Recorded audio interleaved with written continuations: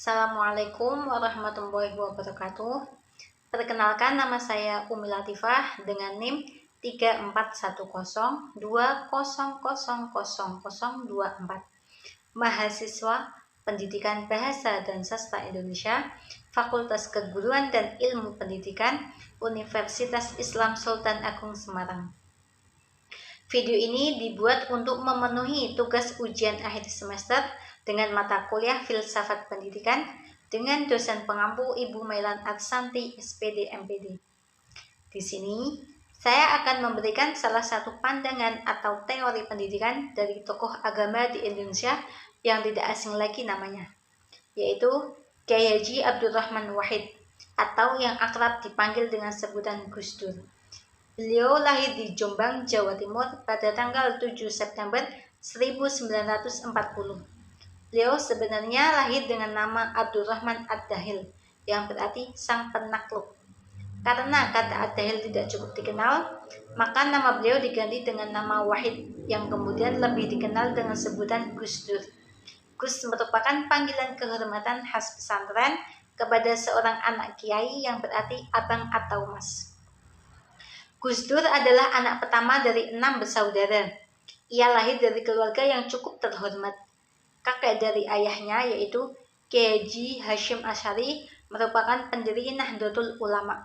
Sementara itu, kakek dari pihak ibu, Kyai Haji Bisri Syamsuri, adalah pengajar pesantren pertama yang mengajarkan kelas pada perempuan. Ayahnya, Kyai Haji Wahid Hasyim, merupakan sosok yang terlibat dalam gerakan nasionalis dan menjadi Menteri Agama pada tahun 1949.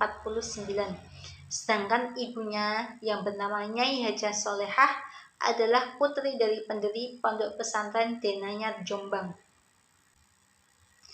Pemikiran Kyai Haji Abdurrahman Wahid dengan dunia pendidikan, khususnya pendidikan di Indonesia saat ini, sangat relevan. Menurut Gus Dur, tujuan pendidikan Islam ialah untuk memanusiakan manusia. Tujuan tersebut sampai saat ini masih dipertahankan dalam dunia pendidikan di Indonesia. Artinya, dengan adanya pendidikan, diharapkan manusia bebas dan terarah dalam mengembangkan fitrah yang telah diberikan oleh Allah SWT pada dirinya. Bukan malah menjadi robot yang dikendalikan oleh golongan atau segelintir orang yang mempunyai kepentingan tertentu.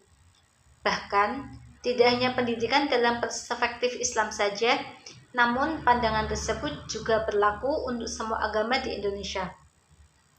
Orientasi pendidikan yang diajarkan oleh beliau lebih ditekankan pada aspek afektif dan psikomotorik. Selain itu, pembelajaran aktif, kreatif, dan objektif akan mengarahkan pada peserta didik untuk mampu bersifat kritis dan selalu bertanya sepanjang hayat. Pemikiran beliau yang satu ini nampaknya sudah sesuai dan diterapkan dalam sistem pembelajaran di Indonesia saat ini, yaitu dengan adanya metode active learning, di mana baik pendidik maupun peserta didik harus sama-sama aktif dalam proses kegiatan belajar mengajar. Dari segi kurikulum pun sangat cocok diterapkan dalam pendidikan di Indonesia. Menurut beliau, pendidikan sebaiknya tidak hanya mencakup transfer of knowledge saja, tetapi juga harus mencakup transfer of value serta pembentukan karakter. Pendidikan di Indonesia jelas sepakat dengan pemikiran tersebut. Kesepakatan tersebut dibuktikan dengan munculnya kurikulum merdeka yang saat ini telah dicanangkan dengan mengedepankan pendidikan berkarakter yang sesuai dengan profil pelajar Pancasila. Pembaruan pendidikan harus terus dilakukan dan disesuaikan dengan perkembangan zaman saat ini.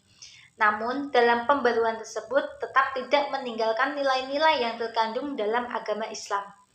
Meski pemikiran dan konsep pendidikan menurut Gus Dur ini lebih ditekankan kepada Islam, namun jika dikaji lebih dalam lagi, semua pemikiran serta konsep beliau mengenai pendidikan tersebut masih bersifat umum dan dapat diterapkan dalam semua aspek pendidikan di luar konteks Islam. Demikian penjelasan dari saya mengenai teori atau pandangan pendidikan menurut Kyai Haji Abdurrahman Wahid. Kurang lebihnya saya mohon maaf. Sekian, terima kasih. Wassalamualaikum warahmatullahi wabarakatuh.